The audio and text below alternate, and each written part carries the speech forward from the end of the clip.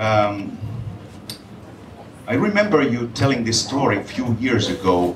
It was kind of, I think you talked about this kind of spark moment of your life when it comes to writing, which happened in courtroom. You had these few guys who were sentenced of doing armed robbery, and they stood on chair. What happened? Yeah, you're right. It's very, you know, I'm not a person that know why I do things, but I know how I started to write, and it's the very story you're now telling. We had this trial and went on for a couple of days about 3 young men that went to the apartment and robbed and beat up other people. And we had this trial. At the end of the trial, the judge turned to the young boys. They were maybe 18, 19 years old. They were facing long sentences, and she asked them, "Where are you in 5 years from now? Who are you? What are you doing in 5 years?"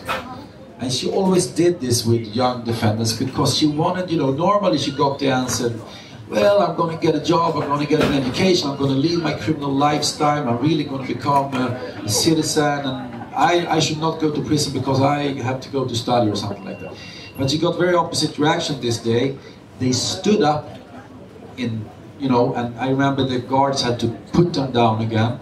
You have to know to stand up in a Swedish courtroom is very, very radical because we always sit down. It's not like in American TV series where you can walk around and say, "If it doesn't fit, you must acquit," if you remember the O.J. Simpson trial.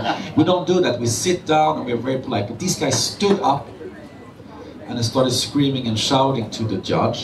And they shouted basically, "You don't understand anything. You don't understand where we come from.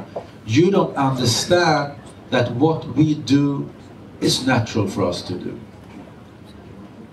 And I remember still today, and I've been telling this story so many times, so now I don't,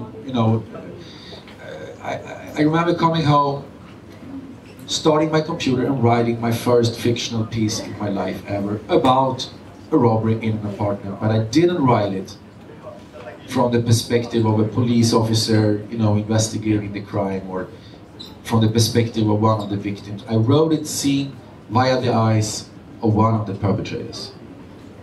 Because I figured, if there are people in Sweden for whom it's natural to commit crime, it's their lifestyle. It's like I go to my job 9 o'clock in the morning, they go to their job 9 o'clock at night. I said, then it must be interesting to write about crime from that point of view. So that was the spark of basically my Stockholm Noir trilogy and those 3 books. Now in this book I shifted perspective slightly.